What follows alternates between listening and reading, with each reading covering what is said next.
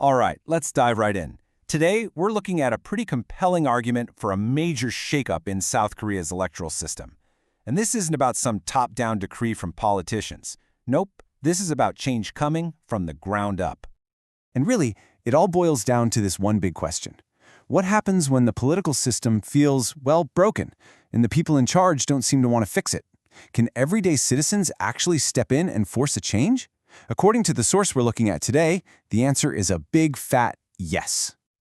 Okay, so first things first. What's the actual problem? The source we're digging into argues that South Korea's political system is really feeling the pressure. Why? Because it's become a system that's all about serving the interests of the political parties, not the democratic principles they're supposed to represent. So the foundational argument here is that any real reform has got to be guided by the spirit of the Constitution, democratic principles, not just what's convenient for the parties in power. And the author's point is pretty clear. It's really up to citizens and civic groups to take the lead and make the established parties pay attention.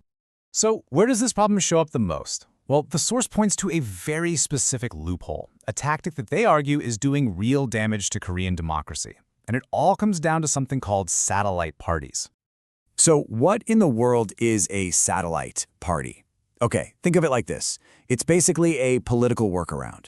A big, major party creates a smaller, kind of temporary party for just one reason: to game the election rules and snag extra seats. It's a move that you could argue totally sidesteps the whole point of fair representation. And you know, the author of our source material does not mince words on this. They point the finger directly at South Korea's two political giants, the Democratic Party and the People Power Party, for using this exact tactic. They call it a huge step backward for the country's democracy. But hey, it's one thing to point out what's broken, right? You also need a plan to fix it. And for a potential model, the author tells us to look halfway across the globe, to a really powerful success story from New Zealand. What happened in New Zealand was pretty dramatic.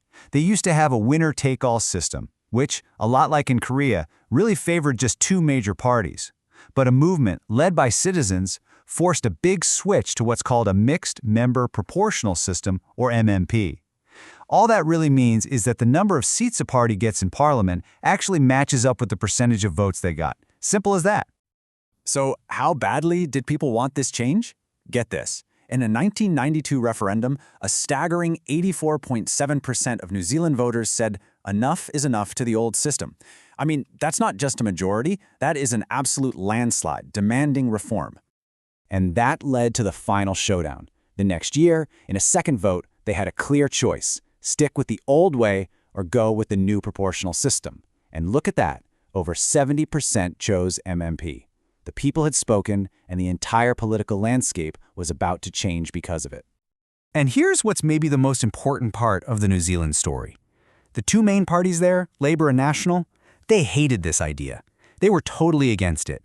So this reform didn't come from a couple of well-meaning politicians. No way. It was forced on the political establishment by regular voters who just wanted a fairer system.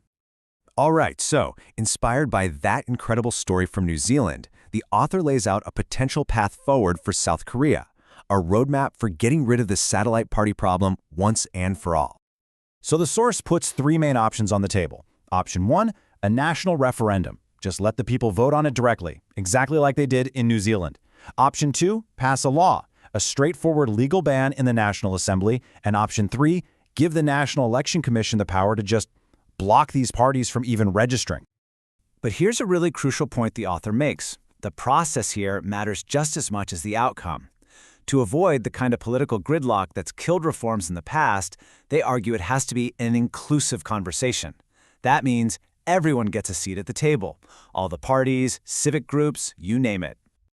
And you know, when you zoom out, this isn't really just about fixing one little technical rule. The author connects this specific reform to a much bigger, grander vision for the future of what they call K-democracy on the world stage. The author makes a really powerful observation here. The people of South Korea have already shown, time and again, how committed they are to democracy, especially when it's under attack. So the goal, they argue, is to build a political system that's just as sophisticated and dedicated as its own citizens. And this quote really drills down to the core of the argument. Better institutions create a healthier democracy. The author's belief is that by making the system more sophisticated and the rules clearer, it's the best defense against what they call Yoon Suk-yeol again forces, which, reading from the source, seems to refer to political movements that are seen as challenging democratic norms. So, what's the big picture here? The argument we've just walked through frames this whole reform issue not as just some political squabble, but as something essential for the health of democracy itself. The key lesson? Real, lasting change doesn't come from politicians. It's driven by the people. And the ultimate goal is a stronger, fairer democracy for South Korea. And that leaves us with one final big question to think about. When the very rules of democracy are on the table for debate, what role should citizens play? Are you just a spectator watching from the sidelines, or do you get on the field yourself? The answer to that question, really, is at the very heart of what any democracy is all about.